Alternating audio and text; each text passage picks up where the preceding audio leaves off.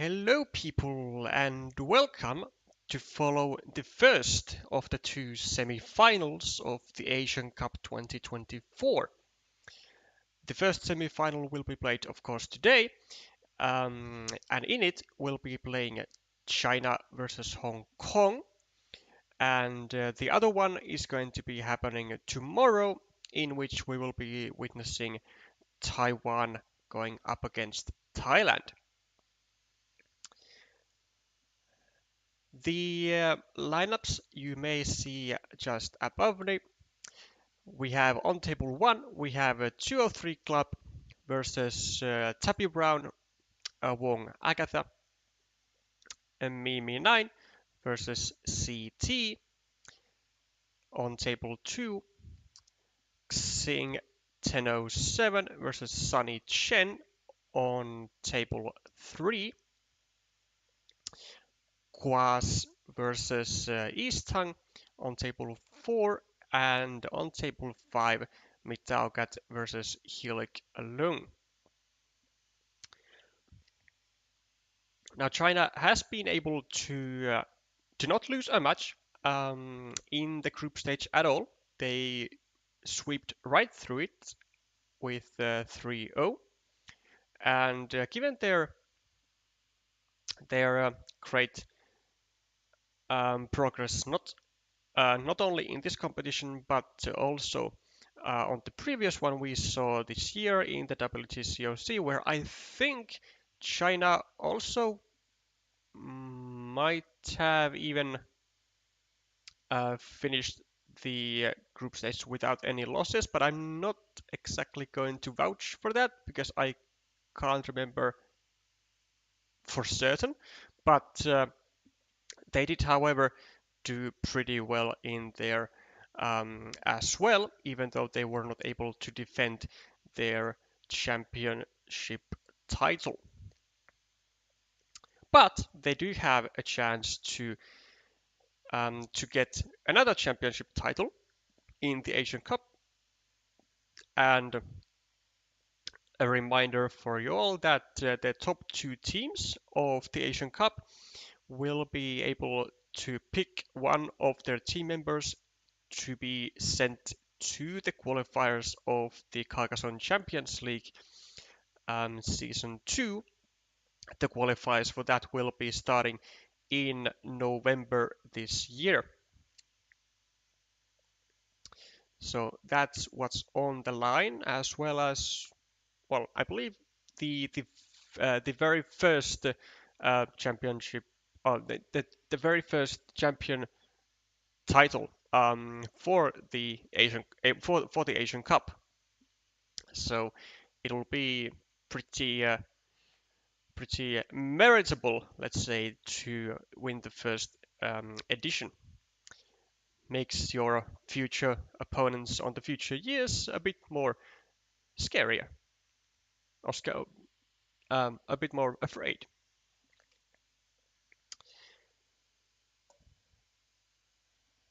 Now, I would say that China is at least a slight favorite here, given their record on, well, almost every competition, and they do tend to have a massive number of great players. Not to downplay Hong Kong, of course, they have made a considerable progress over the years, and they have definitely upped their strength, which also have been able to show it in the WTCOC as well, where they did get 3 wins in the group stage, but unfortunately were not able to get to the playoffs as they were knocked out, unfortunately, by the tiebreakers. So the Totesha team was just able to clinch their playoff spot before Hong Kong. But now they do have another chance to show what they are made of, and so far they are doing a pretty damn good job at it. If you do want to see a specific game or a duel, do let me know in the chat. And we will take a look at that when we have the chance. Hello, Kaika, Penguin, and Daniel. As far as I know, this match is also being streamed in Chinese on the channel of Penguin as of right now. So that might also be useful for you if you know Chinese.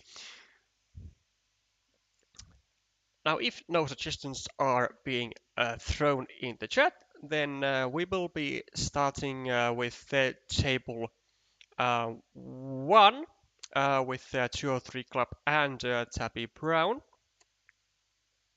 And then we will work our way forward from there.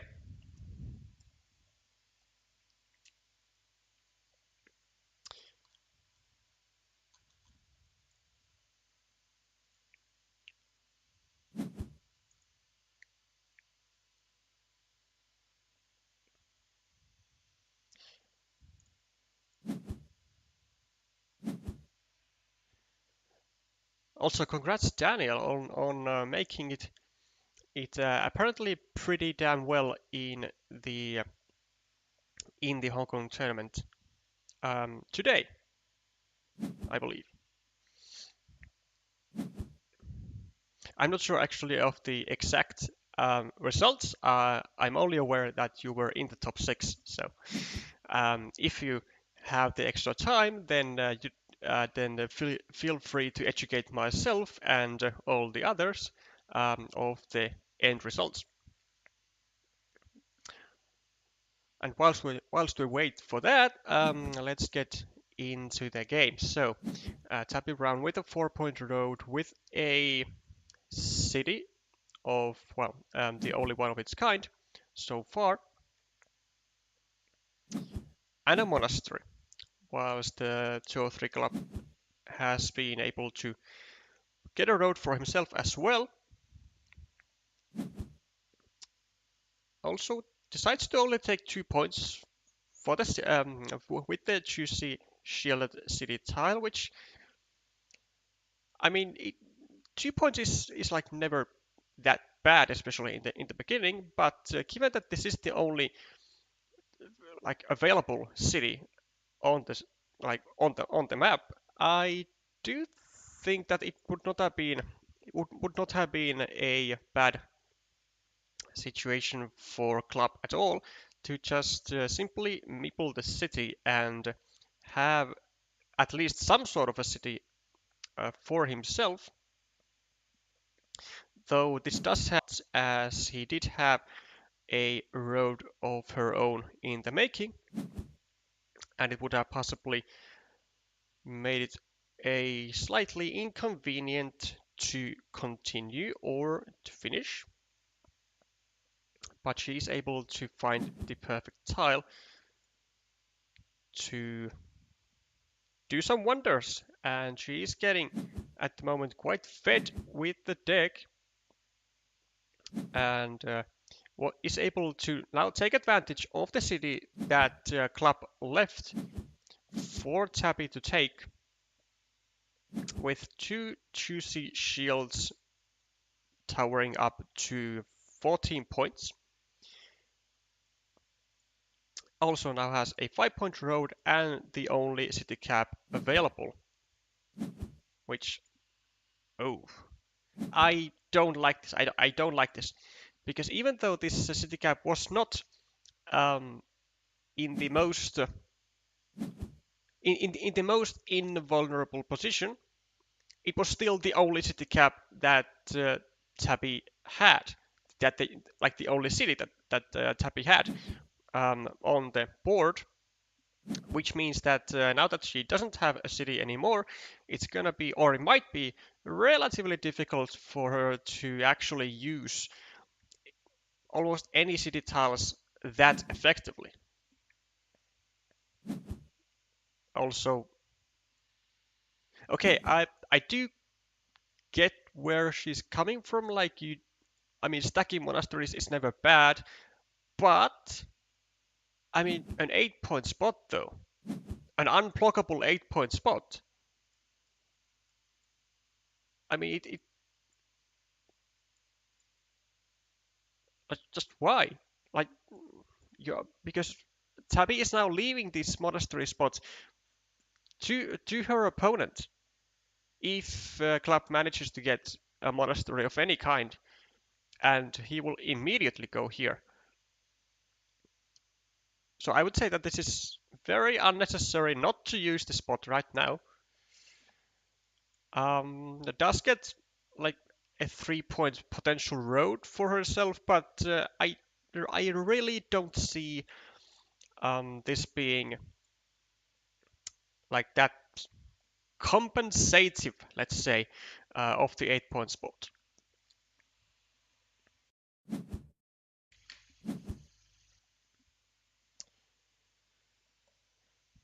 Also is able to attack the city of Club, which was about to be rather dangerous to look at.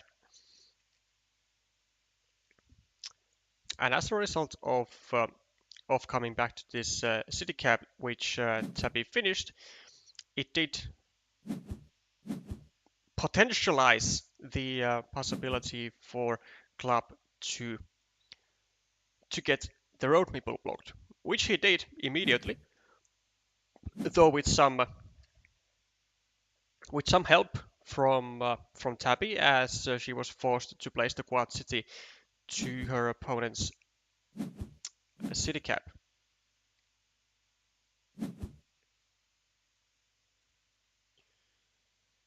We shall see what happens. Yeah, this is probably the standard move here, trying to restrict the access of Tabby to the ruin here, and trying to now, first of all, limit this square to a quad city, and then put really like anything here to prevent Tabby from getting like a triangle plus another triangle and connecting from the bottom.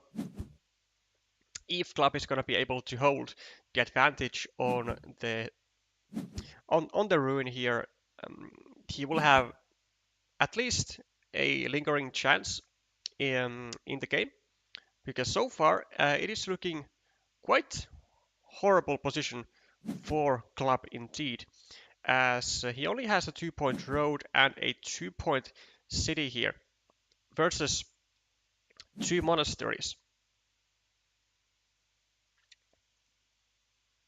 And now, like I said, Club is going to be able to make use out of that 8-point monastery spot, though it is blockable, so it is blockable, and Zabi is leaving city caps. Well, that's not something you want to do.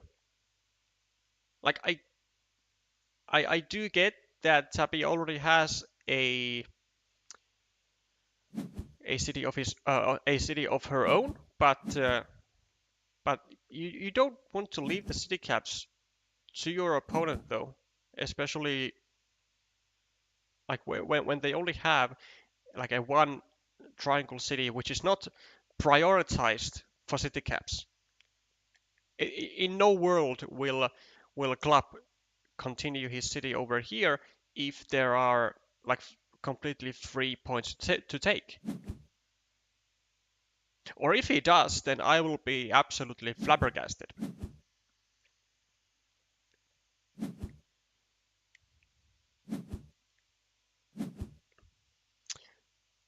Maybe Tappy is thinking like, well, she's in a 17-point lead, has 14 points on the monasteries versus 13 points for Club, from which one monastery is blocked.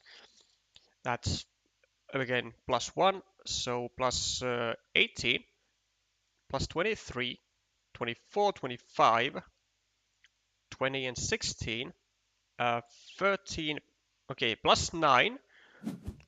There is a lot of green squares for Club to build the field forward and to make it bigger, but it does require the city caps. which he doesn't seem to be getting.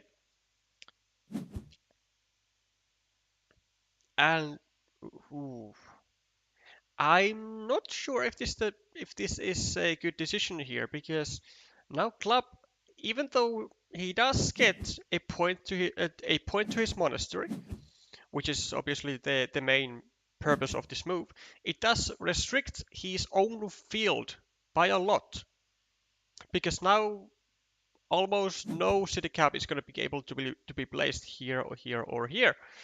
So it might become an issue for Club, but likely he is trying to count on the rest of the green squares to build the field, and also maybe Club sees it as a justified field meeple if he manages to finish this potential 12-point city.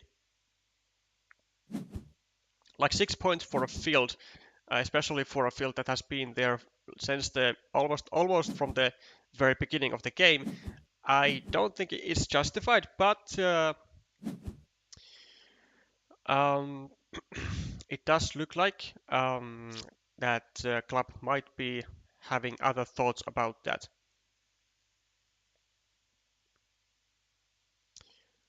Does get another monastery though, and a 4-point road, so these rather quick-ish points are gonna come in handy. Also, what is this? What the is this? In this provides absolutely like no value for Tabby, um, unless she's able to block the monasteries, which no, no, no, no, no, no, no, no, no, no, no, no, no, no, no. Why? Why would you use the dagger here? This is the one tile that you need to get these monasteries back, and there is no divider. It's going to be extremely difficult for Tabby to finish this city. Whereas Club would be having the possibility of getting his meeples out. Okay, they can be restricted to a uh, to the field crossroad, which no longer exists and can be therefore blocked. But like giving your opponent 1 point to the city, which is very difficult to finish, and giving yourself a potential chance to get 2 of your meeples back from the monasteries when you are down on the scoreboard is far more valuable than finishing this city to which you have, I believe, quite a many tiles still remaining. Let's say like 1, 2, 3, 4, 5, 6, 7, 8, 9, 10. Okay, well, you would have 3 city caps remaining. I mean, 3 isn't that much though. Are there more daggers? If there are more daggers still, which there are still, there are actually 2 daggers more. Hmm. Okay, okay, this is fine. Actually, this is fine.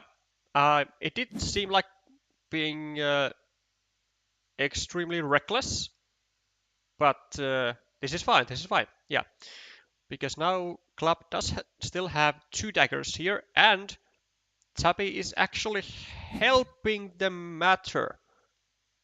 Absolutely, just helping her opponent,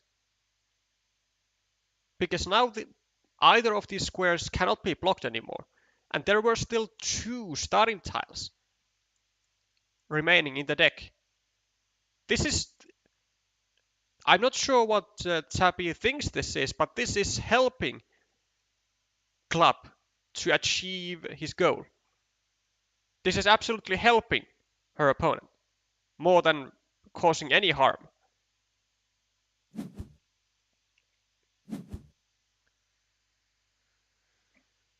Hi Eugene. Hey Mel. Welcome aboard to watch somewhat of a wild ride.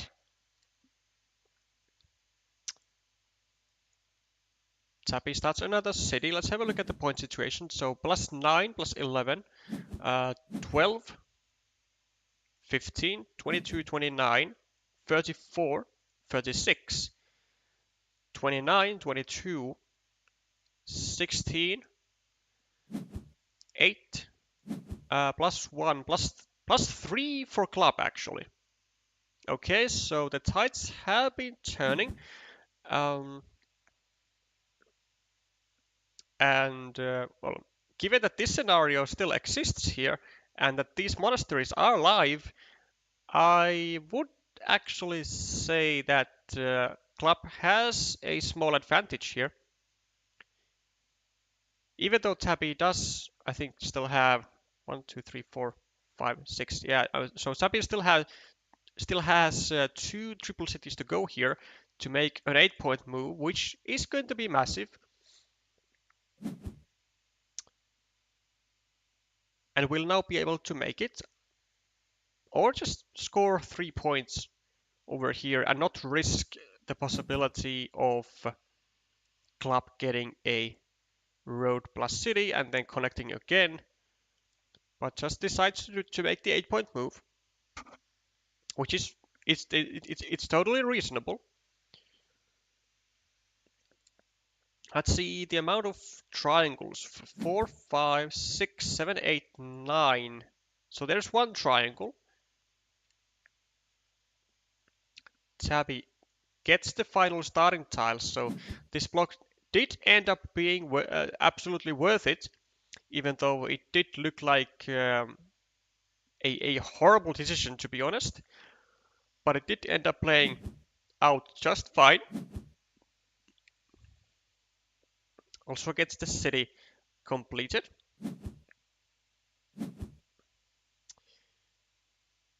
So there's a triple city with a field and a triangle. Okay, so there were indeed both two tiles to connect to the city,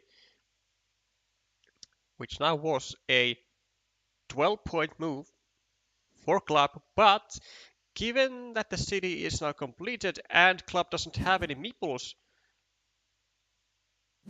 and these monasteries are not live anymore, this does seem like there isn't much hope for club at this stage any longer. I don't think Tabby needs to do much. Could just go here for 2 points and then maybe take a 6-point field on the penultimate move and then maybe a 3-point road or something.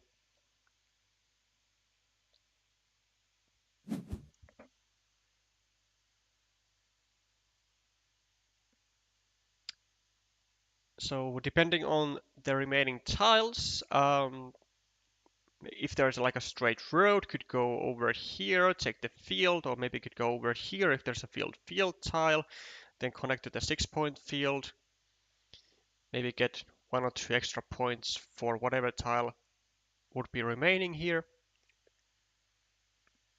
There is indeed actually one monastery remaining, one regular monastery, so this move seems pretty damn good for me. Well, to me, um, given that Tabby could get the monastery and then connect, get an additional 6 points, plus the 6 with the field meeple. The question is, what is the second remaining tile, though? There are no triple cities, there are no triangles. Maybe crossroad, 1, 2, 3, 4, 5, 6. 1, 2, 3, 4, 5, 6, 7. So it is a crossroad. Okay, it is a city crossroad. So club does have a possibility to finish the city, but if he does get that, then Tabby does get the monastery. So in any case, this will be just a wonderful move, because it doesn't matter which tile tab he gets. If he gets the monastery, then she'll be able to connect to the 9-point field, which would be assumably 9 points if Club would have gotten the city crossroad. But if Tappy does not get it, then it's going to be a 7-point move, finishing either of these two cities.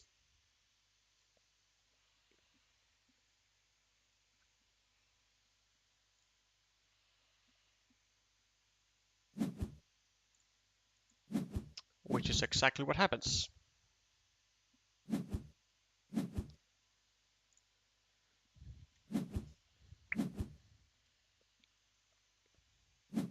A rather eventful game, should I say here.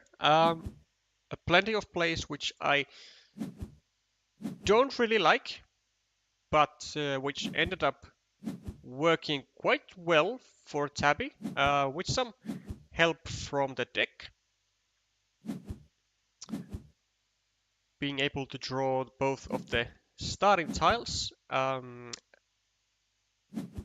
as well as some early monasteries, immediate blocks, and all that good stuff.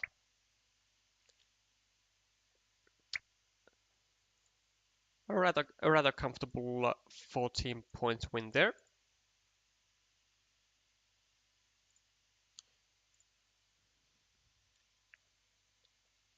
So Hong Kong is going to be getting the first game point on table 1. And let's have a look-see on the other tables here.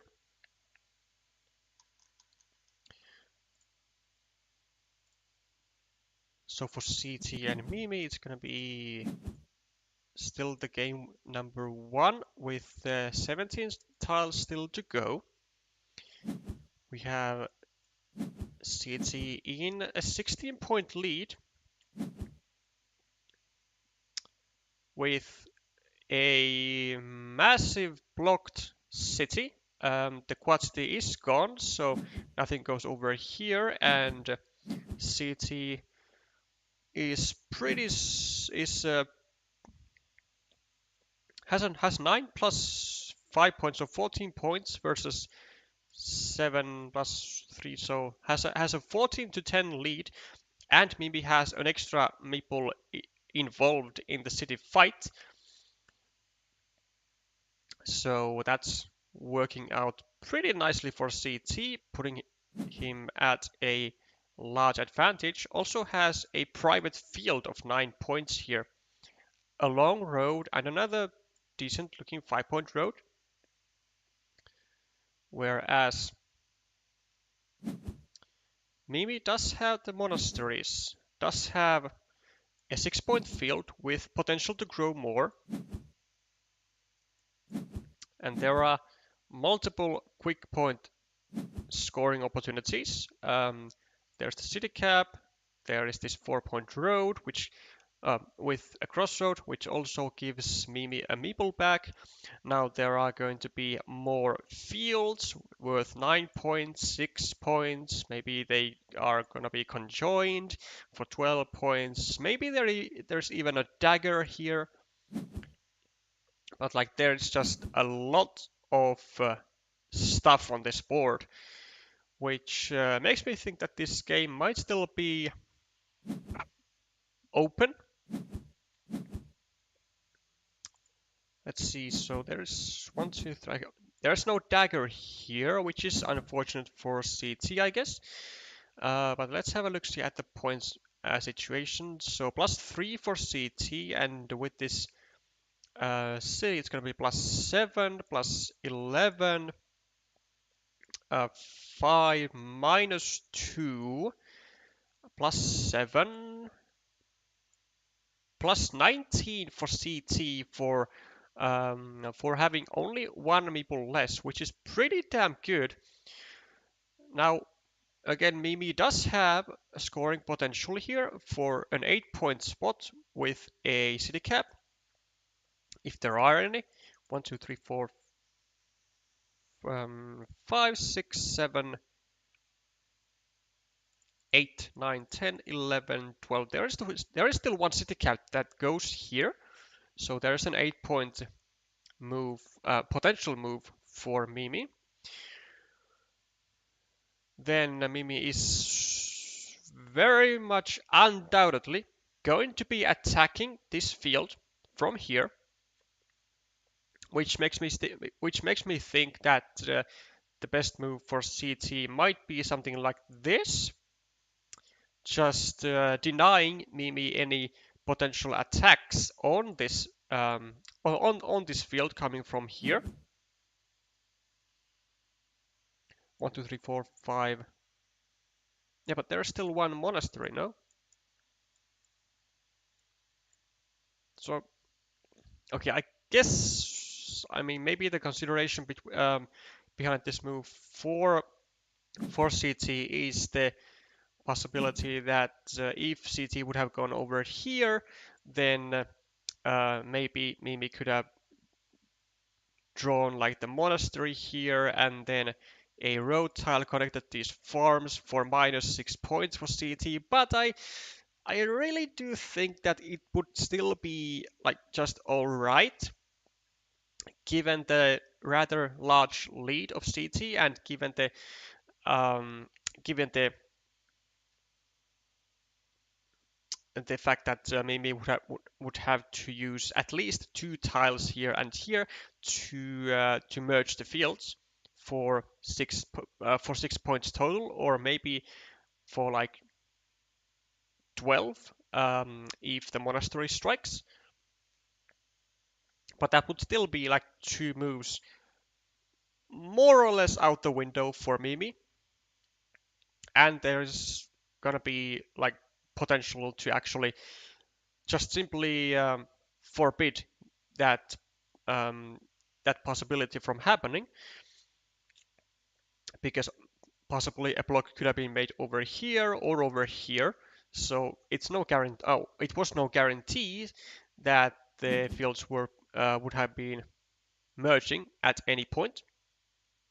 But this is super bad, as Mimi gets the 8-point tile he was after, and also now was able was able to attack the field with a apologies. There is no monasteries.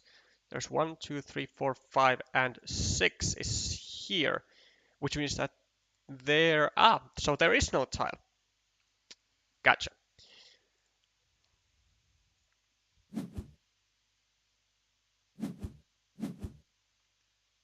It is preliminary stage in today Carcassonne Hong Kong tournament. The top 6 today advanced to the quarterfinal tomorrow. I see. Well, good for you anyways. So quarterfinals tomorrow for you.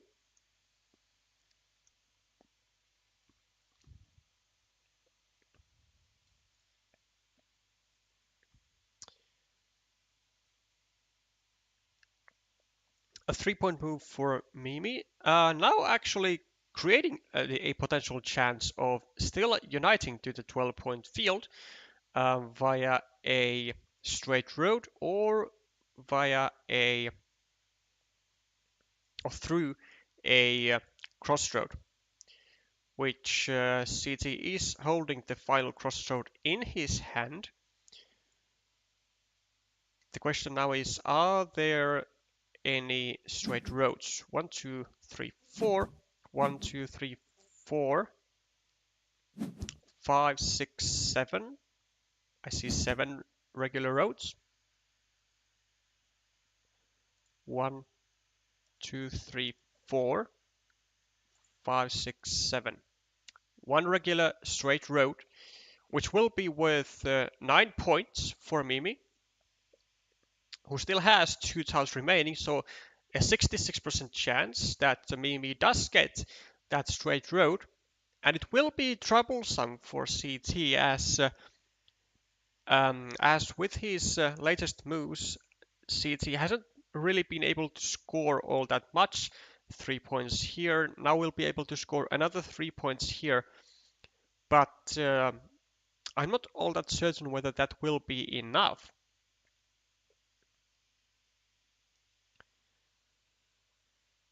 So there's one straight road. 1, 2, 3, 4, 5, 6, 7, 8. 1. Well, we'll see. So there's a curve, which I assume is going to be used as a 3-point tile here.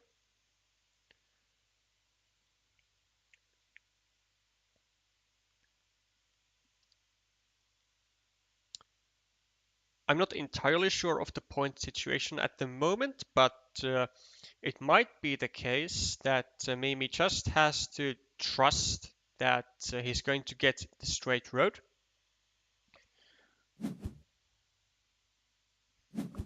Ah? Wait. Does he have a 100% possibility to connect here? If he does, then that's splendid, because it will be a 9-point move. Well, technically a 9-point move on 2 moves. But he doesn't get the straight, so what's the final tile? Okay, there was a 100% chance to connect, which was nicely calculated by Mimi.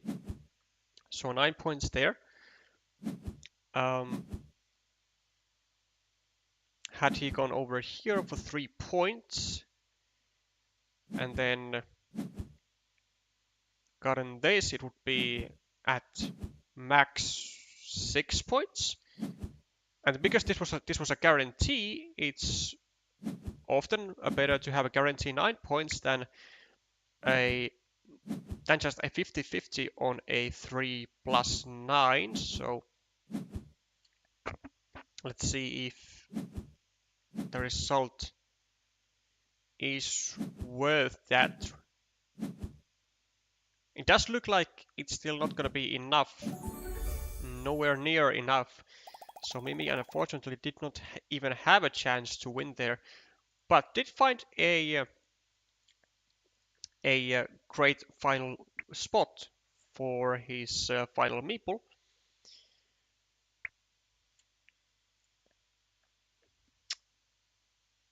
But the reality is now that Hong Kong is taking even further of a lead as CT goes into a 1-0. It does take a 1-0 advantage on table 2 as well. So how about the rest of the tables now? Ah.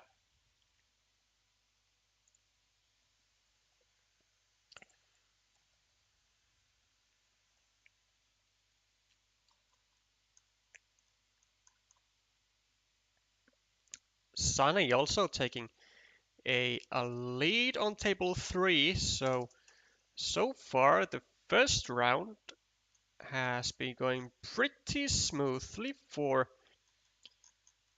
the Hong Kong players. Is Easton continuing on the path? Does make an exception. China taking a 1-0 lead on table 4.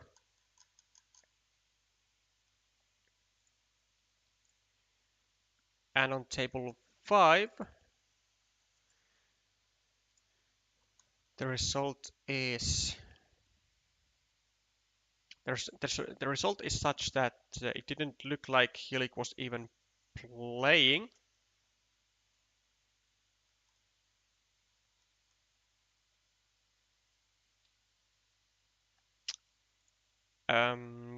Probably also taking a break after taking the lead on table 5. So far, looking pretty good for Hong Kong, being in a 4-1 lead when regarding the tables and being on the lead being in the lead on 4 tables. So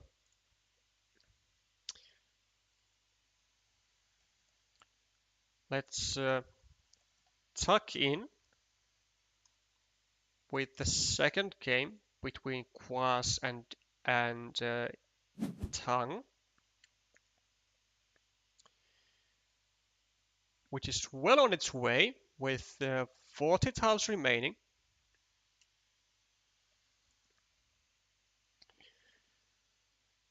Quas having a small point lead of 7.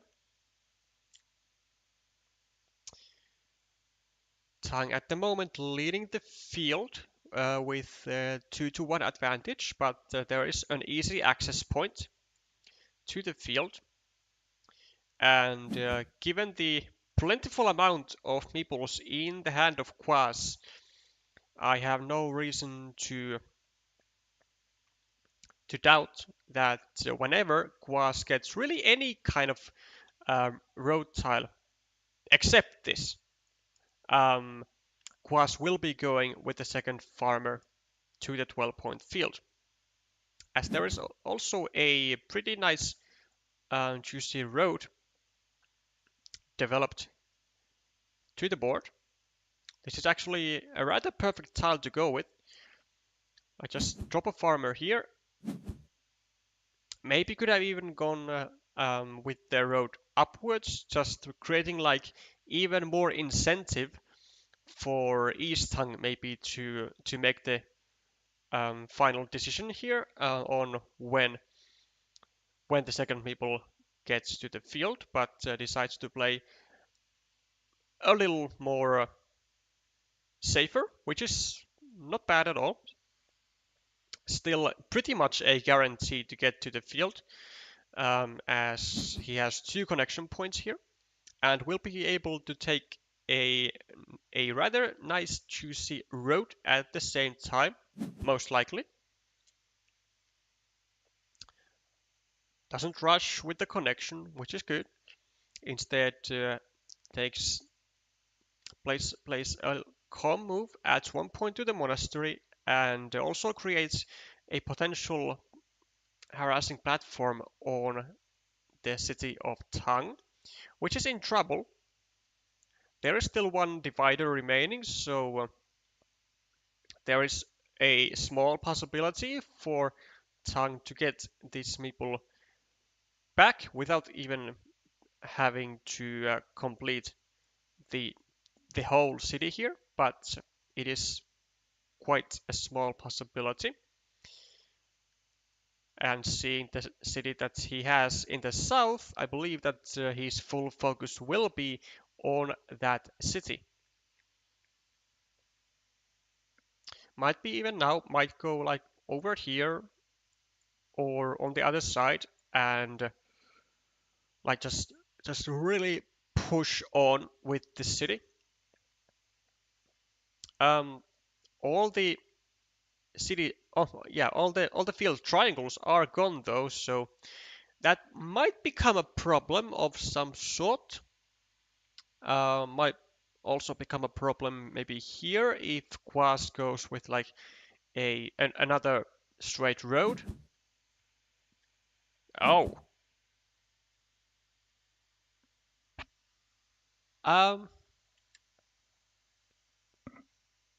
I don't think I like that too much.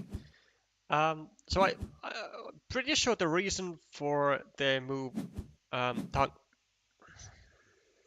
Tang made here is to prevent the possibility of Quas getting the divider and going over here or over here and attacking the city. But if you go here, you must like fully commit to the move and not do stuff like this, not just get your meeple back as soon as possible, but go here and like really persist with the city. Because that was your plan. That was your whole plan to really push with the city. You cannot make this move because now it is incredibly easy to start blocking the city with with a road tile here, a road tile here, and then suddenly with from having a great city, you are in a world of trouble. Like now, Quas is absolutely gonna go here, and now you only have one tile. You only have one tile to go over here, whereas this would not have been possible to block had you just had Tang just gone over here and have his rather large city just one tile away from being completed. Just one tile. Like a massive, massive threat, which it used to be, is now no longer that massive. It's only really a threat of a 50-50 as long as nothing comes here, which I believe is gonna come very soon. Very soon. Okay, Tang does get the dagger. Not on the right side though, which is unfortunate because this square is still very very easy to block. But if Tang manages to get a road pointing up over here, then he does have a chance with the city, because this means that with only one dagger with the right hand side curve is left in the deck, then um, this square would also be limited to that one same dagger, which then again means that this square would not be possible to be blocked. It would just be a waiting game for both players to see who would pull that dagger.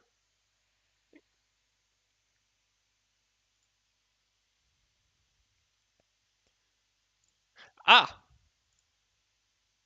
wait, my apologies. I forgot that I didn't actually update the score for you guys. My apologies. Thank you for bringing that up, Sergey. There's the score. This is why the chat is helpful. And this is why I should also probably be thinking about doing some adjustments onto that scoreboard to make sure that I don't have to like um, to make it a little bit more smooth for myself as well. But we'll deal with this when I have the time.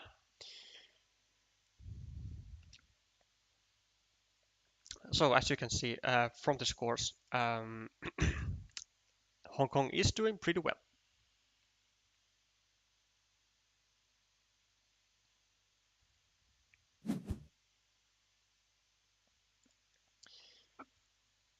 Okay, Quas has been able to unify himself to the 12-point field and gets a 5-point road at the same time. Tang gets a dagger but doesn't get the right type of dagger. What he is able to do though is he should probably go here and limit this square to the dagger as well, but he doesn't do it and pays the price as he had too much going on in his head and wanted to get a third meeple down as soon as possible, which he does get. He did get it, but like I said, it did come with a price as his city is now blocked, and there is now a new threat of Quas actually finishing the city of his own at some point maybe. And Quas will be dropping a third farmer here more or less immediately, because there are still 2 regular monasteries to fit into this square, as well as a road monastery. So 3 tiles here maybe even some city caps, but if the third farmer is gonna come down, then that takes away the city caps, and Eastang does get a monastery immediately. We'll very likely put it here, because it is a rather clean 8-point spot, which is easy to complete. Quas is gonna get 3 points, or will he go here? It depends on the amount of triangles that are left. 3, 4, 5, 6, 7, 8, 9, but there's only one triangle though. And I'm not sure if he gets all that many tiles more for the project in terms of city caps in finishing the city. 1, 2, 3, 4, 5, 6, 7, 8, 9, 10, 11, 12, 13, 14, 15, 16, 17, 18, 19, 20. So 3 city caps left for Quas to try and finish the city. And he can't do it with triangles. Maybe with a triangle and triple city. 3, 3, 4, 5, 6, 7. No, but that would only really like make his chances worse. So yeah, not really worth it.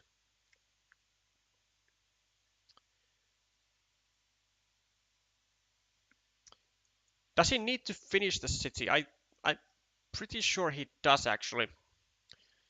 Plus 12 for tongue. Plus 15. Oh! Oh, he misplaced his meeple. This can be massive for Quas. This can possibly bring him back into the game.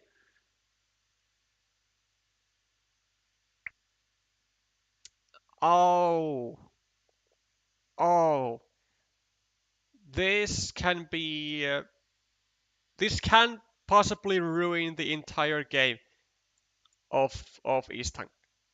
If he doesn't get a meeple back like fast to be able to take advantage of possibly city caps, or maybe even dropping a fourth farmer if necessary,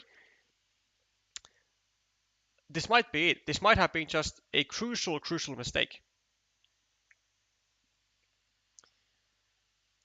Plus 12, plus 14, 22, 23, 27, 30, 33. So 33 points. That's still a pretty confident lead. 30, 26, 24, 16, 9. So 9 points is the lead of Easthang at the moment, with most likely still at least some tiles to go over here. 1, 2, 3, 4, 5, 6, 7. So there is at least one crossroad and maybe some curves. 4, 5, 6, 7, 8, 9, 10, 11, 12, 13, 14, 15, 16, 17. So 3 curves or curvy tiles and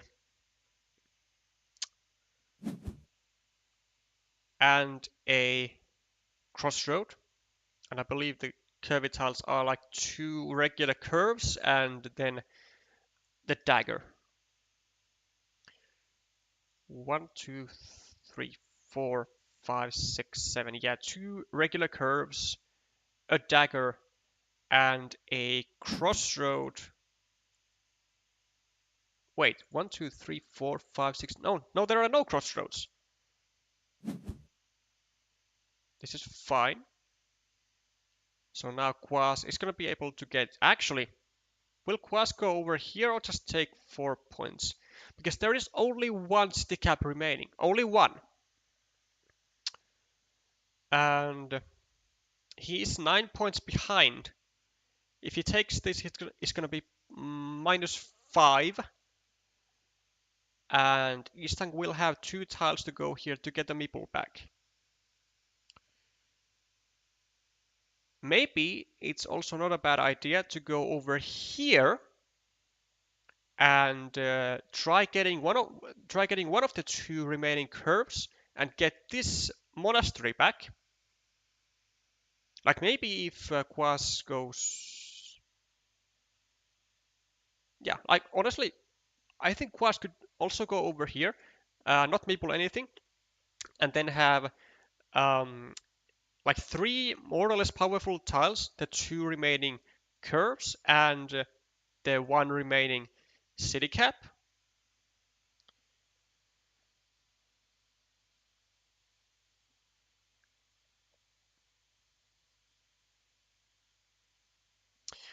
Um, 1, 2,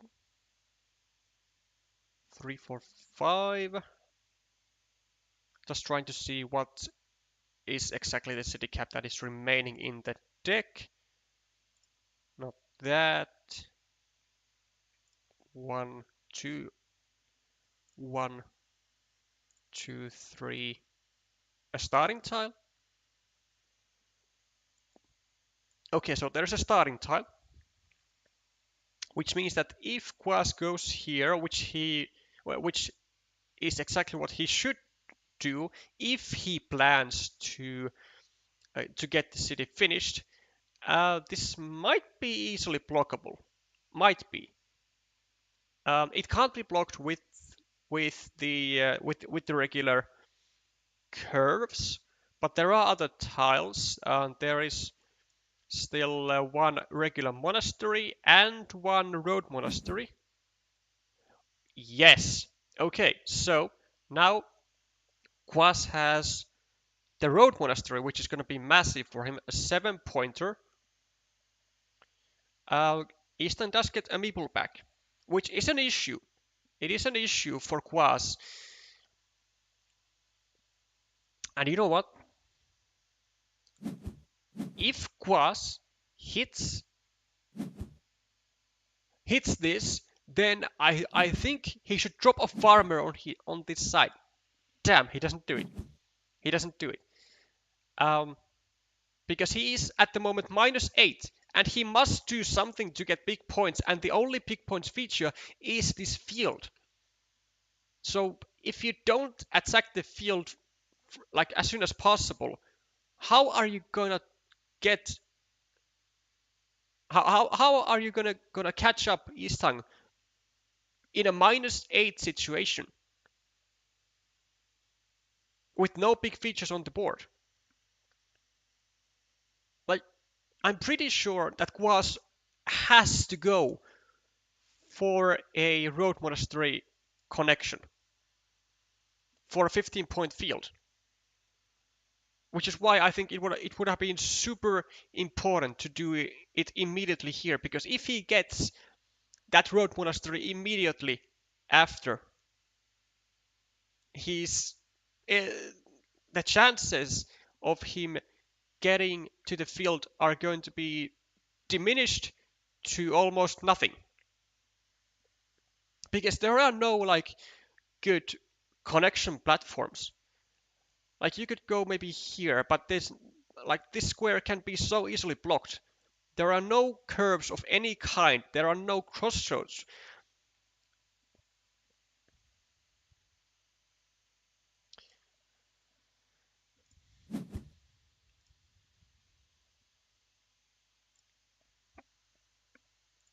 Surely, surely you have to go for the road monastery here. But is that going to be able to be blocked immediately? No curves, no crossroads. What tiles are there? 1, 2, 3, 4, 5. Oh, 1, 2, 3, 4, 5, 6. Two straight roads. Two straight roads. And a road monastery. Which, yes, go here and trust that Istan gets a road monastery. Oh, but he, sorry, not a road monastery, but trust that he gets the road, like the straight road. But this is actually fine. Istan will go here, obviously, but But Quas still has a chance. If he gets a regular straight road, he goes here and drops a farmer, and then he gets the road monastery. He still has a chance to get to the field, but he is -9. No. Quas. You know what you have to do. Quas, you go here. You still have the chance. Quas, you go here and you get the road monastery. You get to the 15-point field. You are now like at -9, I think. You'll be +6 when you connect. And it happens! It happens! Quas has the road monastery in hand. And Easton can only take like 5 points. Because he can't take this road now. Right? And there is no 6-point spot which Easton can take. So Quas will win this by like 1 or 2 points. If I haven't done any ridiculous math. Which might be a reality. But I think Quas has this. Yeah, gets the road monastery and gets the 15-point field. But is that enough? It's a big lead that Easton has. It's a big lead.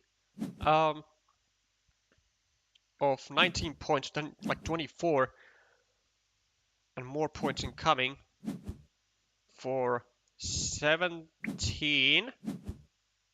Yeah, it's a 1-point win. It's a 1-point win for Quas. Look at these preemptive GGs here. That's why you never give up, and that's why you always look for the openings. Quas does take the 2-0 lead from Easton and gets the second point and gets the match point for China in quite a stunning fashion, shall I say. Also, maybe it would not have been the worst idea actually for Easton to, instead of blocking the possible connection spot to the field from his opponent, maybe he could have used the extender that he used to block that spot with to drop a farmer of his own. Given the remaining tiles were a regular monastery, a road monastery, 2 straight roads, and the starting tile, there were very few tiles, actually only one singular tile, that Quas would have been able to use to block. So the chances of getting a third farmer to the field by Easton were like actually really good. But he didn't do it. He just trusted kind of blindly to his scoreboard lead.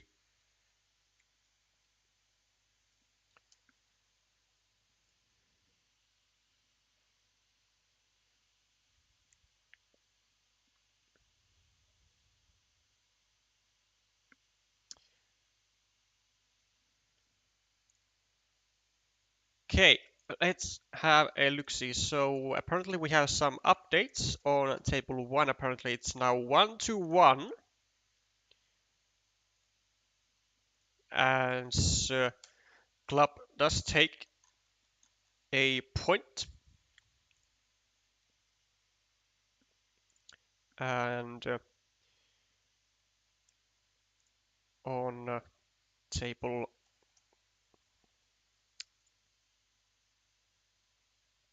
2, the situation is still 1-0, but Sunny has apparently taken a second point on table 3, which he has with rather convincing winning numbers here. And then for Helic on table 5, the situation is still 1-0.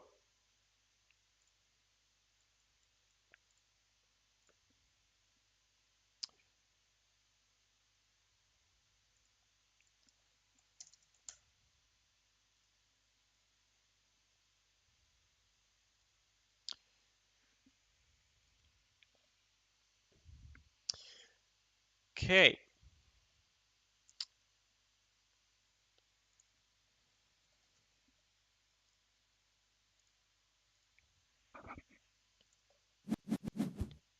So the shenanigans going on table 5 is such that equal on the board we have 2 points for Helic plus another 7, so plus 9 plus 8 plus 11 plus 12, 11, 1 minus 2 plus 2 plus 4 plus 3. So plus 3 for Helic with a quick calculation. But Mitaugat is the one with the meeple. The only player with the meeple. And is trying to block the access to the city. Is it possible? 1, 2, 3, 4. There is still one filled triangle. 1, 2, 3.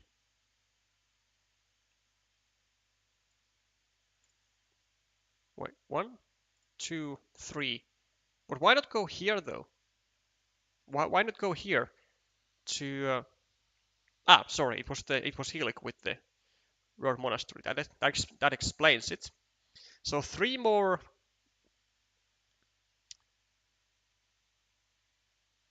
triangles to go. So rather good odds for Helic to get one of them on his next turn, and if he does, he is very likely going to win this game.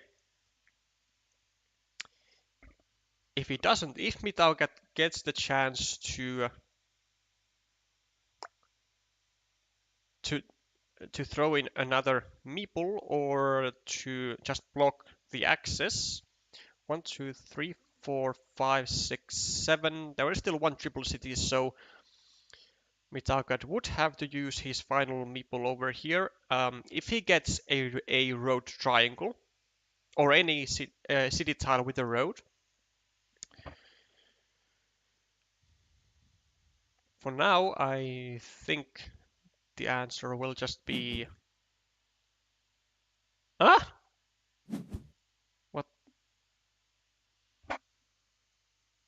No, I don't know about that. Also, why is Helic doing this stuff? Like, isn't this just endangering the city? Because after connecting to this larger part of the city, I'm not entirely convinced that Helic has to get any meeples out.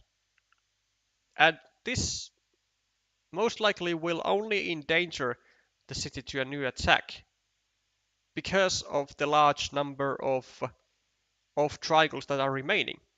Like, Mitaugat could easily get a road triangle here, and then another triangle here, and then take over the city again. And actually that would lead into Helic losing his point advantage, which was already small. So what's the catch? Are there any vanillas then? 1, 2, 3, 4. There's one vanilla. 1, 2, 3, 4. Yes, there is one vanilla. So what Helic is likely doing is, like, he's trying to get the meeple back from here, assumably. 1, 2, 3, 4, 5, 6, 7, 8, 9, 10, 11, 12, 13, 14, 15, 16, 17, 18, 19, 20, 21. So 2 city caps, 1 vanilla and 1 some other. And Helix should probably do stuff like just this to prevent any possible attacks coming from Mitaugat towards the city.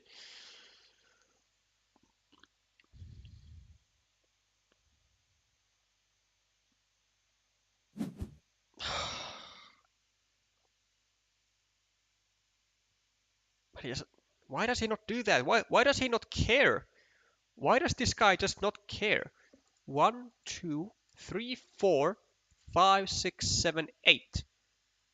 With 1, 2, 3, he's still risking the city. He is still risking the city for absolutely no reason. Like, for no reason. I do not understand this. So now there is a field triangle, a road triangle, a vanilla,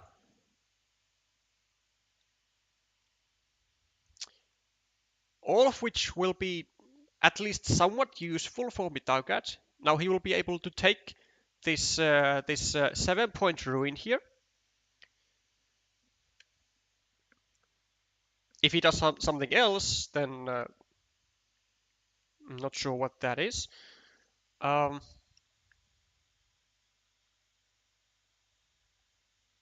he was okay. He was in point deficit after this, so maybe like minus 11 or so. After this, maybe like minus 7. I'm pretty sure that if Mitaugat just goes over here and gets the vanilla, he will win the game. If he doesn't, then he's gonna lose the game. But this is only a 9-point field. 1, 2, 3, 4, 5, 6. 1, 2, 3, 4, 5, 6. There are 7. Wait. That's. I mean, that has to be game, right? That has to be game for Helic. Mitaugat is now gonna get the 7-point ruin. There is, I believe, 1 straight road and something else in the deck. 1, 2, 3, 4, 5, 6, 7. Yeah, 1 straight road and something else. But this is, of course, a must pick for Mitaugat. Or is it, actually? It might be this. Because if there is a regular curve, then Helic will then Mitaugat will have to try and mitigate the possible points. This is what I'm talking about. You have to know the remaining tile. And you have to know how you can just squeeze in the extra points. This is 6 points, right? Versus a 7-point ruin. But the reason this works is because now Helic is not going to be able to take 6 points. Helic will be able to take, well, fuck, never mind. Forget all that. This was almost a fabulous move. Almost. If there was not a 6-point field available. But it definitely looked fantastic. But Mitaugat, unfortunately, also seems to have left this field out of his calculations. So he did actually miss out on 1 point. But it was almost great. It was almost great. Damn. Damn, damn, damn.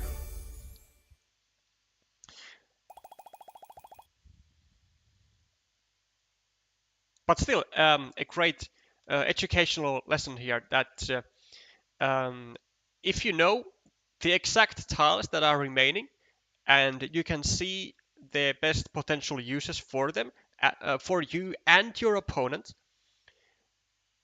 that is going to or should um, affect on the decision that you do on your penultimate tile, like here. So we did not meeple a 7 point ruin because we knew that the remaining tiles were the straight road and the regular curve, and because we needed the straight road anyways to score 6 more points on the field, then we needed to have faith that Helik will get this curve and thus is not going to be able to take this 6 point road. Unfortunately, he gets the field instead.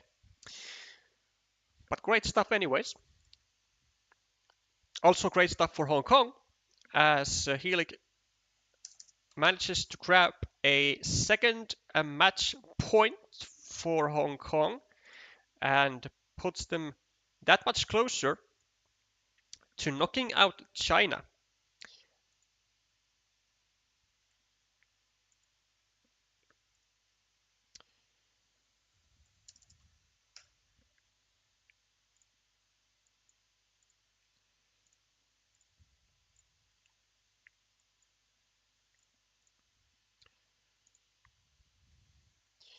Now,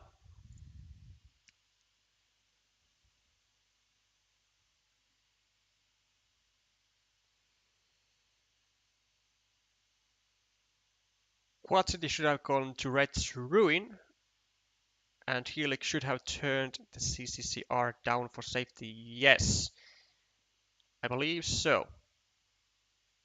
Actually, where did the Quad City go? Yeah. Yeah, should have gone to Red's ruin. Absolutely. Yeah, because it was not possible to be completed. Maybe the idea was something like he did not want to continue the ruin because it would make it possible for Helik to add like 1 or 2 points to the empty city cap that Red had and direct it to the left, and then it would be able to be blocked also, so that would not be able to be finished at any point. I don't, I can't think of another reasoning, but I think that must be it. But yeah, I do think that it was a at least a small mistake there. Should have just gone for the immediate 2 more points.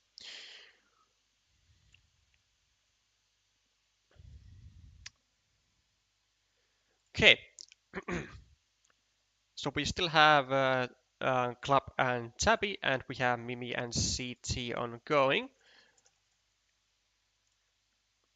Well, we did have Tabby and Club, and we are getting offered some feasting here, as Club is able to take a match point to China, so making this interesting here, making the situation tied 2-2. Which means that the table 2 will determine the outcome of this match.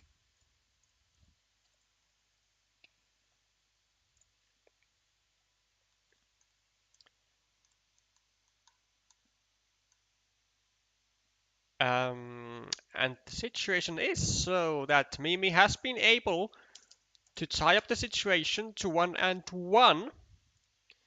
So we now have only the decider to go on table 2, which will determine the winner of the match. So no pressure for either player. only only the grand final spot. So we'll allow a moment for CT and Mimi to catch a small break, and then we will be witnessing the decider match and the decider game.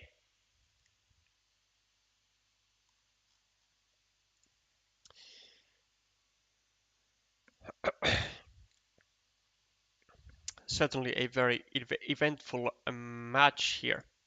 I did say that I thought China was going to be a at least a small favorite, but I am glad that I said at least a small favorite.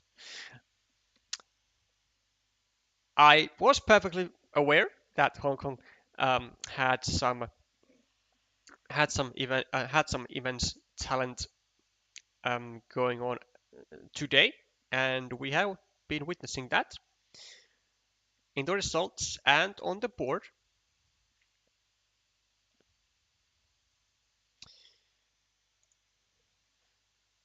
So now I guess I strongly suggest that that both teams, China and Hong Kong, will give a small pep talk to their to CT and to Mimi to bring this one home, as I have no doubts that both teams will fight um, vividly until the end to get to the grand finals.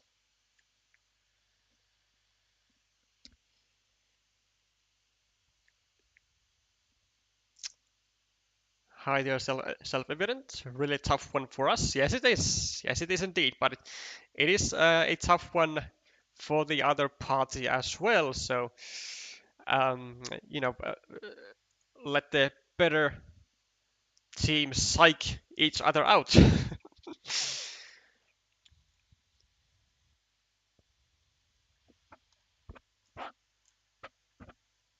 Yeah, like I said, the pep talk might be um, on point at this point. It's not every day when you have the possibility to take part um, of a league on its first season and then get a decider match going on and or a decider game and actually be the player playing that decider game, um, which decides whether your whole team is going to go to the grand finals and whether or not they will have the chance to actually win the first season, which would be quite a nice um, quite a nice add to your to the list of achievements on like any competitive scene. Not like necessarily even in board games, just in like any game. This is some rare tasting that we are witnessing here.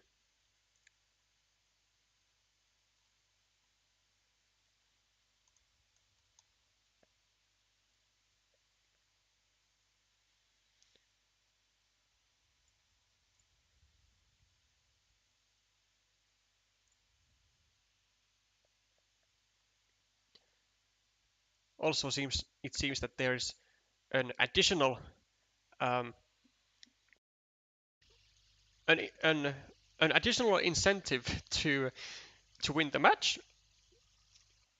for your team, as both of these players are now just below the 600 rating, and whoever wins the the deciding game will get back up to the 600.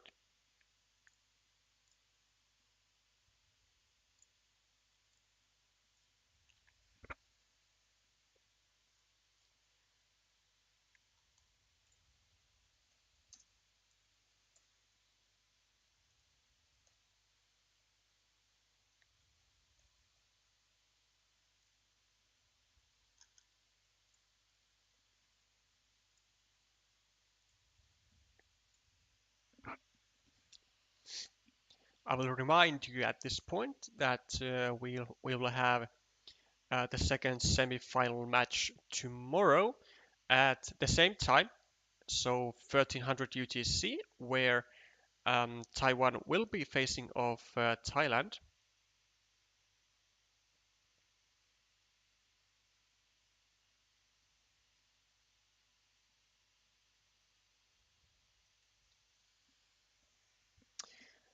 Thailand, who has made a rather spectacular performance. I didn't have. I,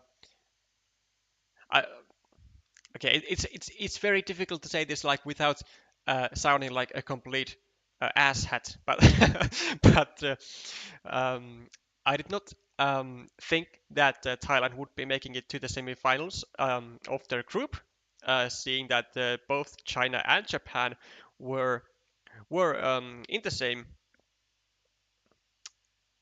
in the same group, but they have certainly proved me wrong, and I'm glad about that.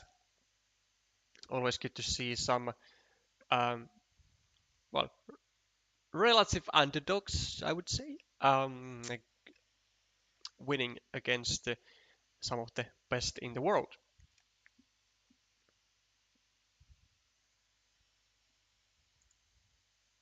They will still have a tough road ahead tomorrow, as Taiwan is notoriously fierce in team competitions.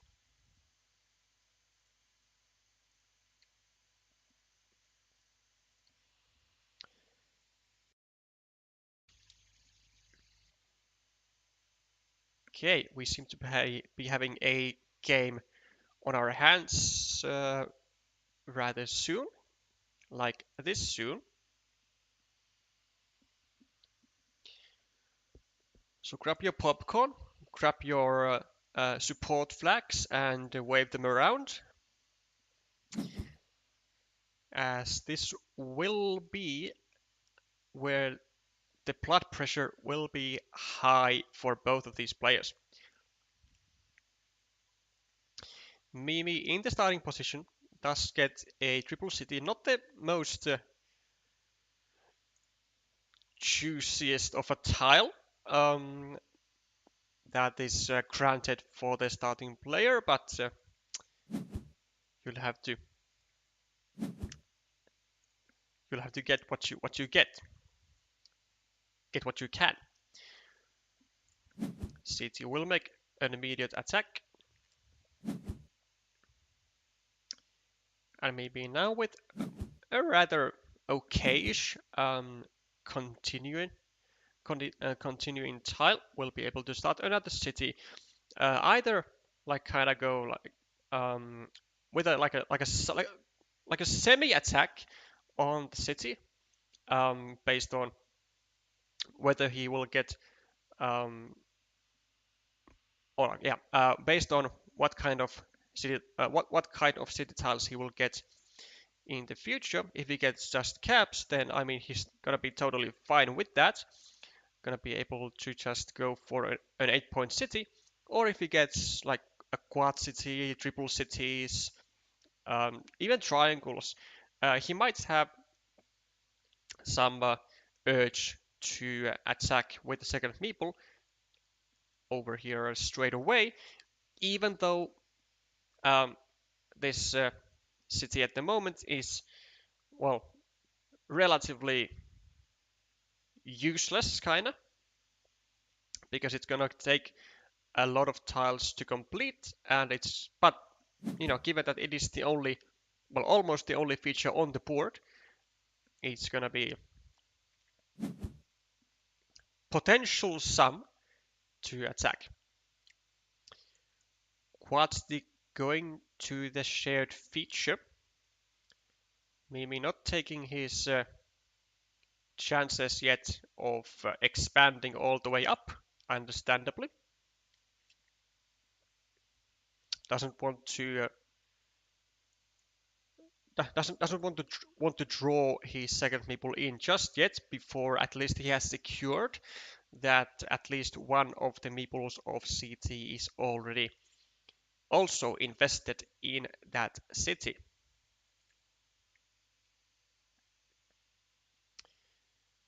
A monastery for CT, likely, I mean, really only 2 spots to go to. Probably here, as it has a like a tiny bit more of a chance to survive without being blocked. Because if CT would have gone over here, then the monastery could be blocked to this square and to this square, but now only the left square is really a problem. Not a big one at all, given that it is the start. Given that it is the start of the game and almost every tile is remaining.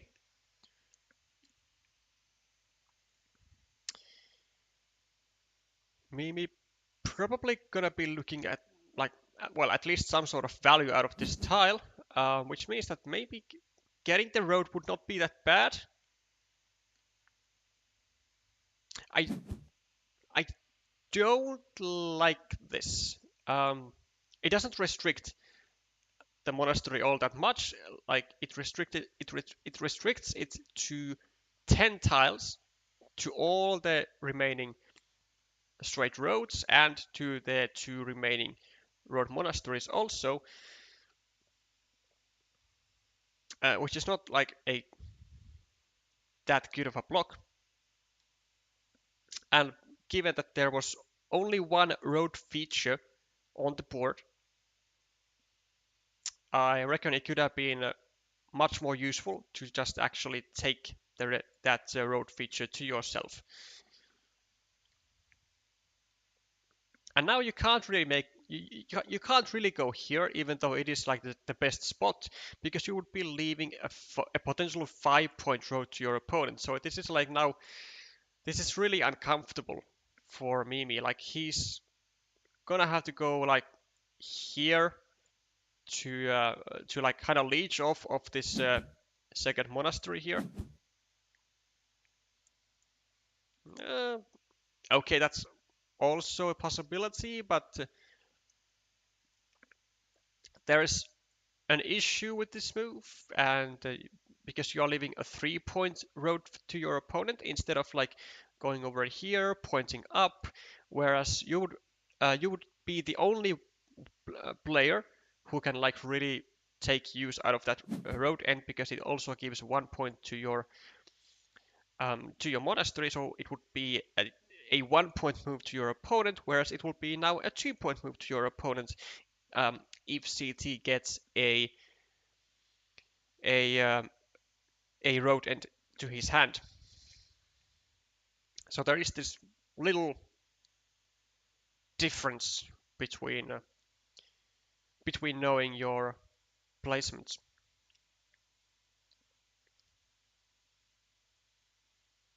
Also, like I do think that Mimi does have to take a road, or like maybe he can survive by just going over here and not me pulling anything still. But given that there is only one, um, only one quick point spot um, for road ends, I think it would be rather decent to actually just take control of this road here. Whereas now he does leave it open, but he gets 1 point to his monastery, and he leaves it in a more uh, safer. Yeah, he just leaves like his options more open. Though it does mean that also CT's options are now more open because he will now have a great use for any crossroad and for any curve by taking the 4-point road or taking a 3-point road and getting quick points.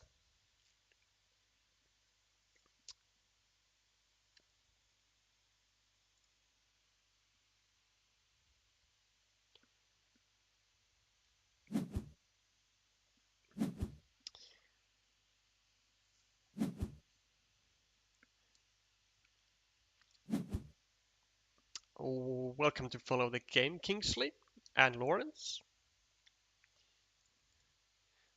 Glad to see the viewership is going up. Okay, unnecessary. I would say that this is completely unnecessary stuff from Mimi. This does not create a big threat.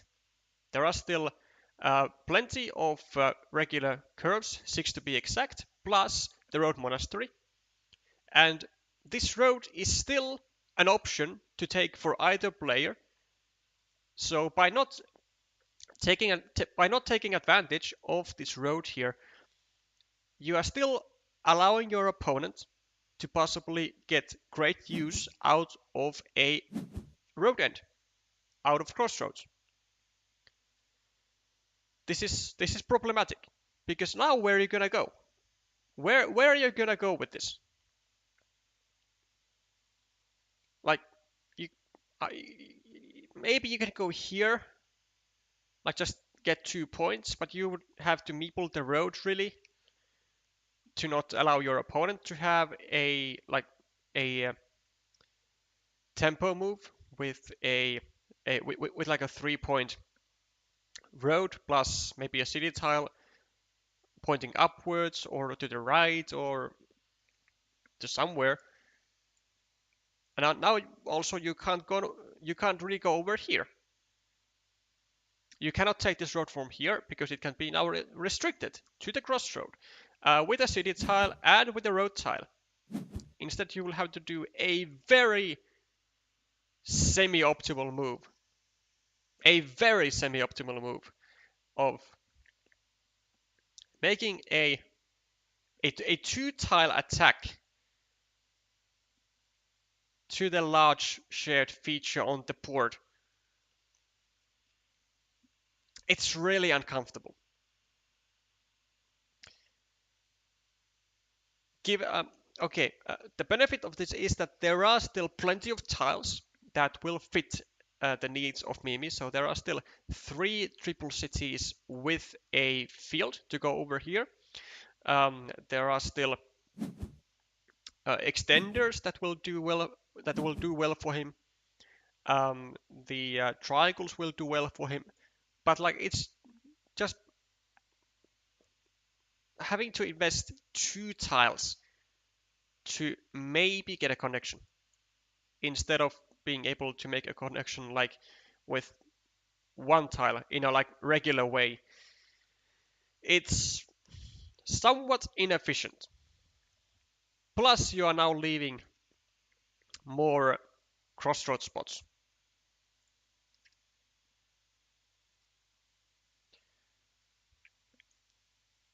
Like you can kind of see the nature of this game. Like there is 1, 2, 3, 4, 5, 6, 7, 8, 9, 10, 11, 12 road tiles used and not a single road meeple here, even though there has been road ends used. Like this is inefficient. This is inefficient. And it might come back to bite. Actually, it will come back to bite Mimi more than it will come back to bite CT because Mimi has been the one who has used 2 of the road ends. And he hasn't used them as road ends, he has used them as something else than road ends.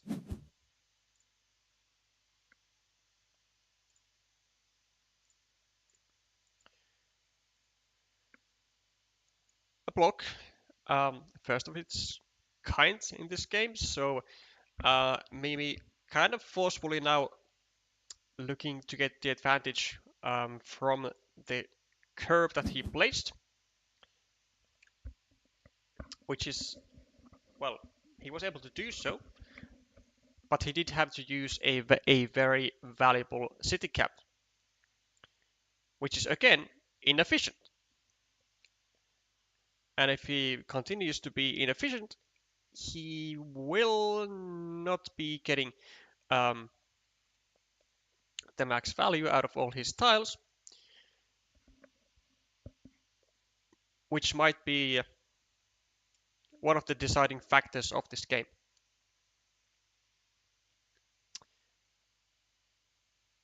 CT now has the possibility to maybe take this 4-point road.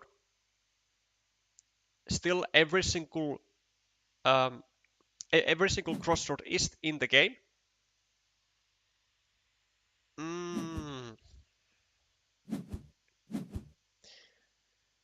Okay, this does bring threats, but it doesn't bring enough threats. Like it's not gonna be an issue if this square gets blocked, because it's gonna be a ruin, not a completed city, but it's gonna be a large ruin. This city still has plenty of outs, no matter what tile it is restricted to. And again, he did not take advantage of the road end, which was laid down by Mimi, and which now ended up giving Mimi a use for the crossroad, which he could not have taken advantage of had he taken this road, which was like, well, really only the only road that can be scored quick points from.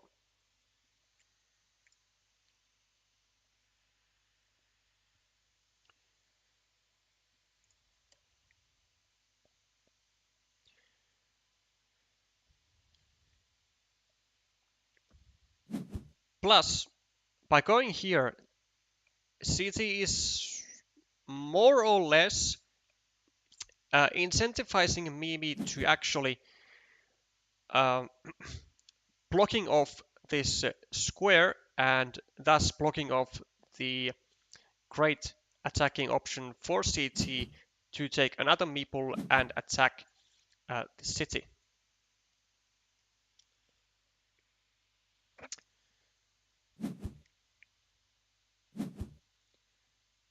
He does get some city caps though, which is going to be very helpful. Puts him in a nice lead on the scoreboard.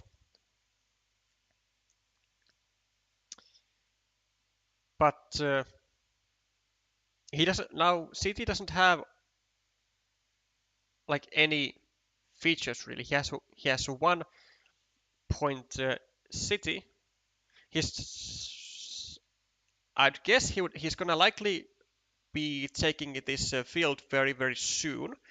If he gets like, well, really any road tile, I think CT will be very much incentivized to take this 6-point field, potentially 9 when this finishes. It doesn't have all that much growth potential, but 9 points would already be justified. And given that he has 4 meeples in hand, I don't see much of a reason. I don't see much of a reason not to take this field.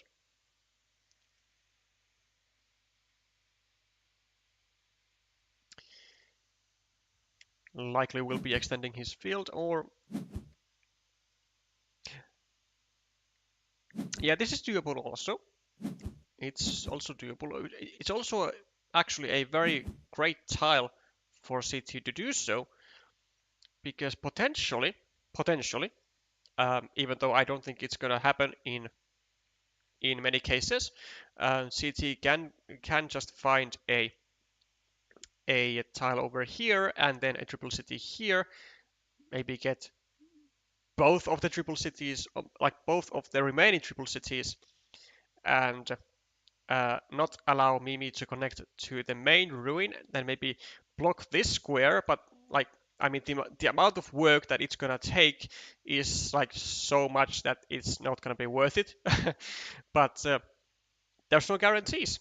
There's no guarantees on what goes around in the head of CT. He might do it, just because it looks cool. But yeah, it was very unlikely to happen. But this ruin might potentially be somewhat of a key feature for Meme in the future, as he is now 9 points behind on the board, well, on the scoreboard, and uh, this feature will be at least 5, 6, 7, 8, 10. Well, it's going to be now at 14 points, and there are still multiple triple cities remaining.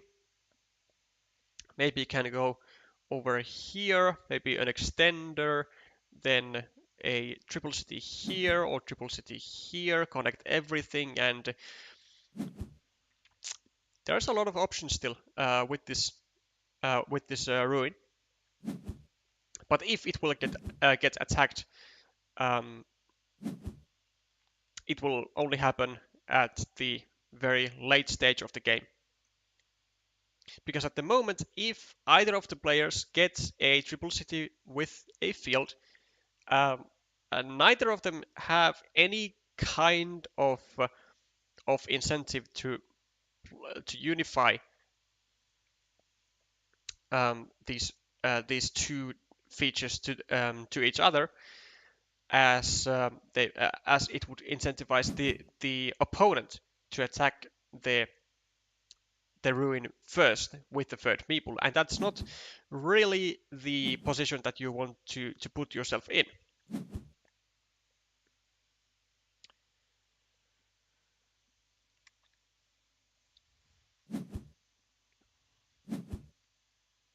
Okay, CT now focuses on just really equalizing every city that Mimi starts or continues, and it will be effective as CT has already now equalized the ruin parts, um, has equalized the the monasteries, actually being in a 1 point lead on those,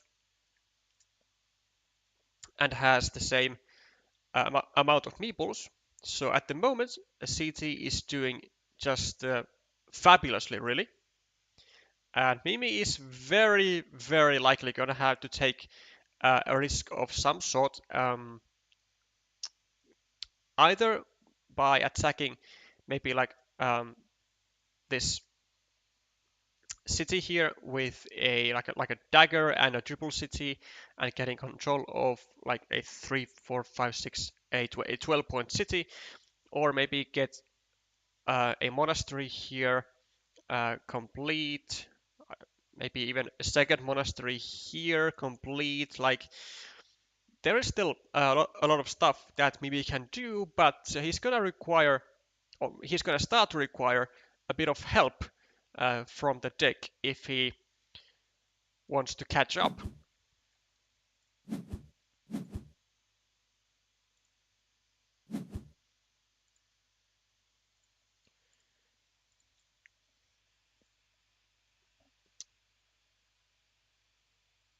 Okay, Mimi taking 2 points and restricting the square to a city-city field, possibly aiming for the second divider, maybe dropping a farmer at the same time, creating a 9-point field if well, upon a field crossroad being placed over here.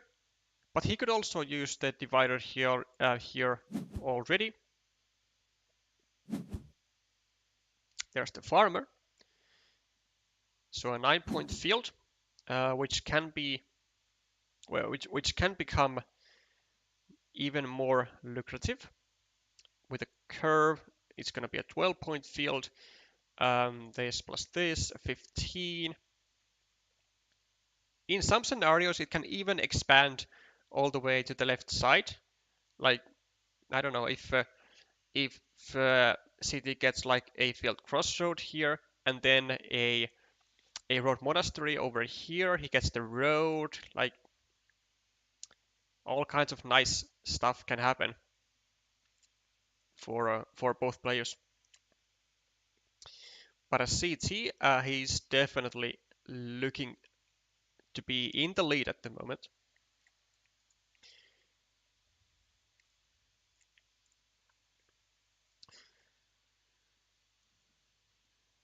11, 12, 13, equal, equal. 22, 19, 16. 16 points is the lead of CT with the potential to grow his field now. Mimi will have to attack it at some point, that's for sure.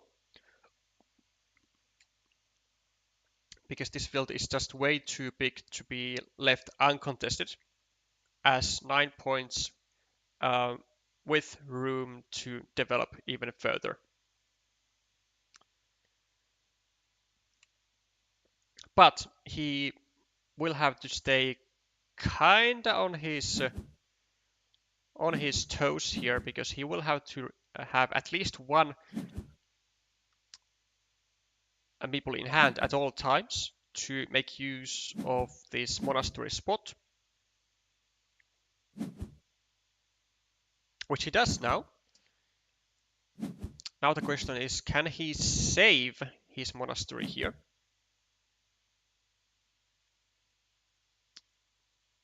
At least CT is not going to be able to block it just yet.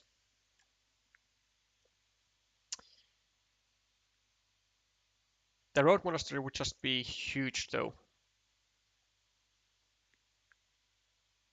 Though actually it can go both ways, because there are no more daggers. They are all gone. So if Mimi pulls the road monastery like on the very next turn, he might have to think twice about putting it there. Or at least he'll have to think twice of whether he will meeple the monastery or whether he will meeple just a 2-point road. Because if two of his meeples get trapped to the monasteries, even though it's going to be 16 points, it's going to be somewhat nice, then they are not going to correspond enough of the field. Like Mimi will have to spare meeples to the field fight.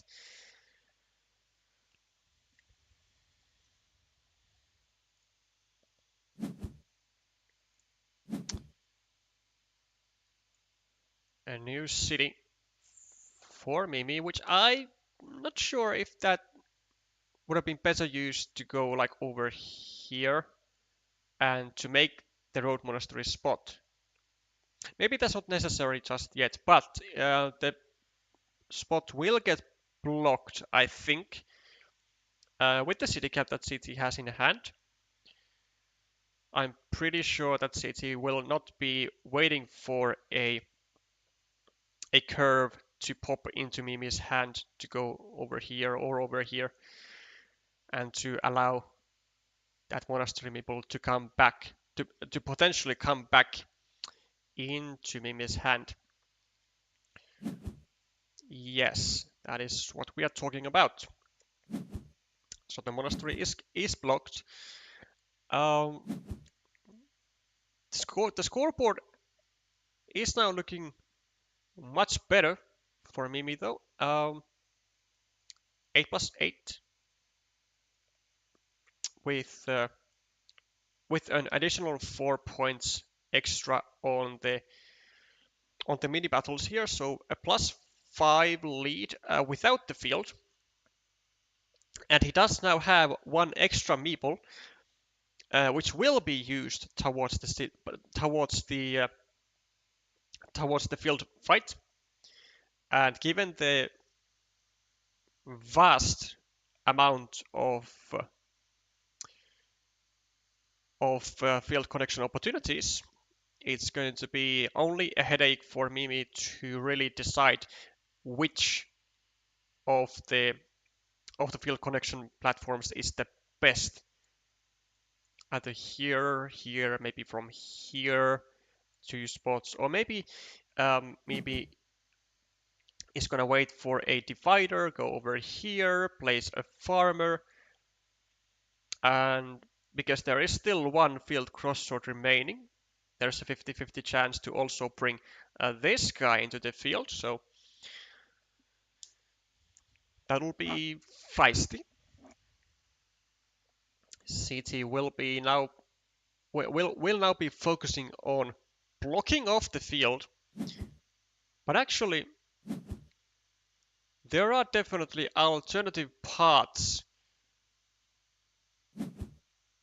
to for CT to score here. For Mimi to score here, sorry, with the advantage of the one meeple. So he can do something like this with 1, 2, 3, 4, 5, 6, with only two triangles, with only two triple cities still to come, but with only 13 tiles also, it's not that bad of a chance to actually land on one of those triple cities quite soon even. 1, 2, 3, 4, 5, 6, 7, also three triangles.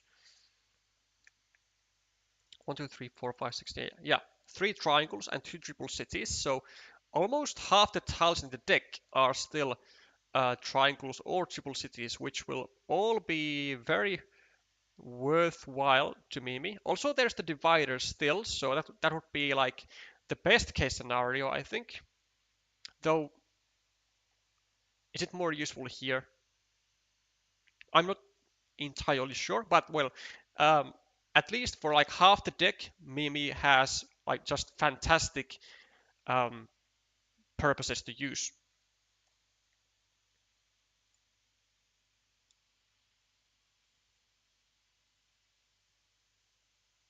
Is the long road worth the last meeple for CT? No, no. I assume you were meaning to ask if CT should be taking the long road with this final city crossroad, and I don't believe he should, or should he actually? No, but that actually might not be such a bad idea, to be totally honest, because then he would have a good use um, for for field triangles here, expanding the field. Then like how many curves were there? 3, 4, 5, 6, 7, 8, 9, 10, 11, 12, 13, 14, 15, 16. Well, still five curves.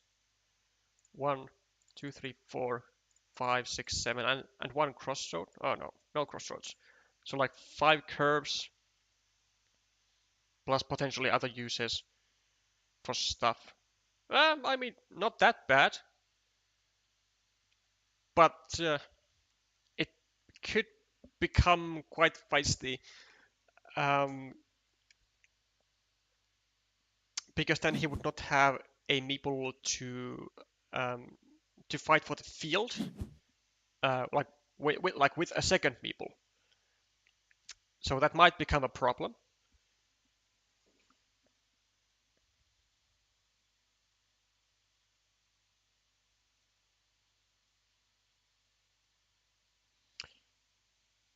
The question is, did he have to try and do that?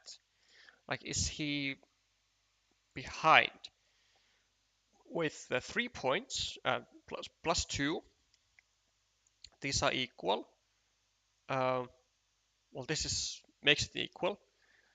Um, minus three and the field. So city is now minus three.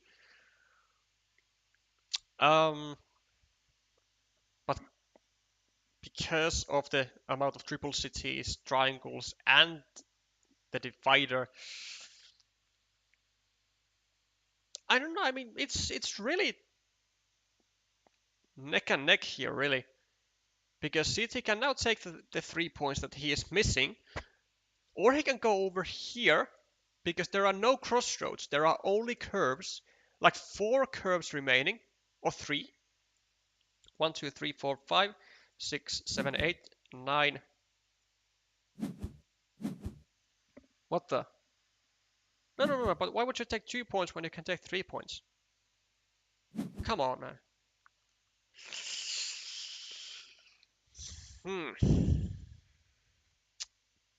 This is becoming an issue. This is becoming really, really feisty for CT. Maybe a bit more than it has to. What he needs to do is he might need to go like maybe here and try to block this square to the quad city and then see what he can do with this one meeple. Because he doesn't need a lot of points here, but he needs to avoid Mimi getting the tiles that he needs. So he needs to avoid Mimi getting the triple cities, the divider, like just in general, he needs to avoid uh, Mimi getting tiles that he can take meeples back with. Okay, this is good. This is good because this does nothing for Mimi. So the chances are still lingering that CT might be able to block this. Now gets 4 points. Now CT is actually in the lead now. He's in the lead now. Mimi still not getting anything useful here. This is not a useful tile for Mimi at all. At all. He can do nothing here. That tile for CT is magnificent. He's gonna go over here. He's gonna block this, and there's not even a divider anymore that suits over here for Mimi. This is the game-winning tile over here. It absolutely is. And he needs to find this one very, very easy move. And I believe he's going to win the game with that. 1, 2, 3, 4. He goes for this, rightfully so. Mimi has one tile to get a meeple back. He doesn't get it. This was the only tile Mimi can get a meeple back, and this is the tile that seals City's win. This is absolutely the tile that seals City's win. For +8, +9, +10, equal on the monasteries, equal on the fields. For 5 points over here and 3 over here, there's nothing that Mimi can do anymore.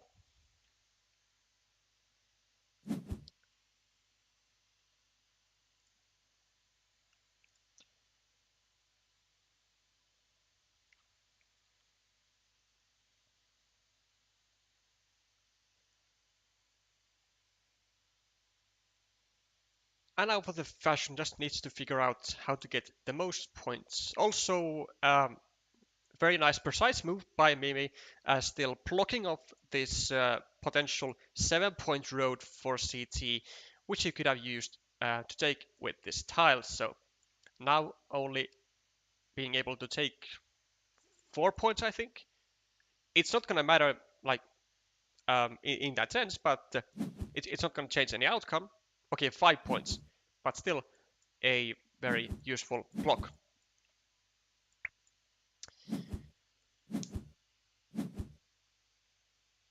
And so it is that even though Mimi was basically, well, yeah, I would say that Mimi was in a rather sticky situation for most of the game actually, with the CT just basically equalizing all of the features. And even though Mimi was momentarily able to get himself out of the hole that he dug himself into with the monasteries, unfortunately, the city moves did not manage to pay off for him, as he was not able to get the connection in time. He was not able to get a divider. He was not able to even get a meeple back. He was able to tie the field, but that's all that is there to it. And I gotta say, this is a surprising result For this match, a surprising result as Hong Kong eliminates China, who was certainly in my top 2 pick.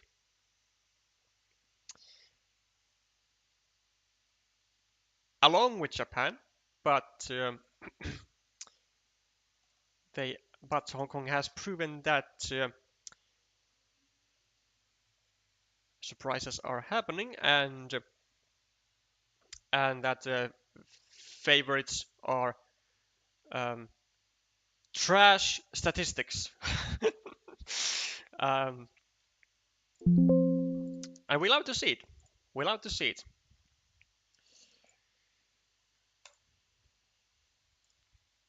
Wait, I marked the wrong the wrong winner here. Sorry about that. Let me fix this very smoothly here.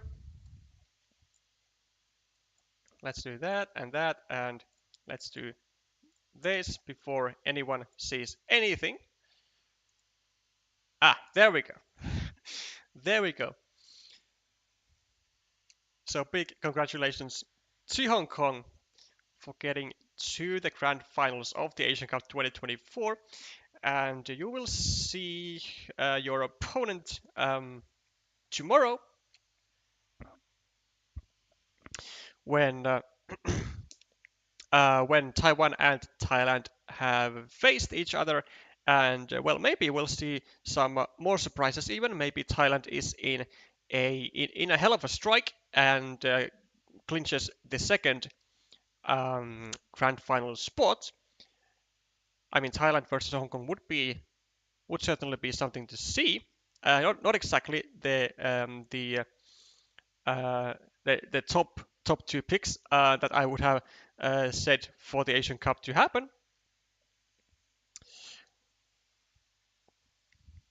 But it just proves that I know nothing.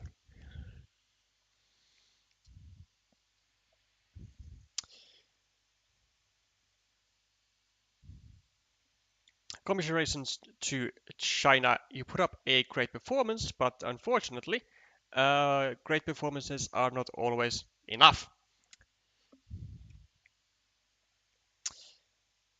That'll be it for today. I will see you all tomorrow with some more Carcassonne content, and I hope you have a great rest of the day. Bye for now.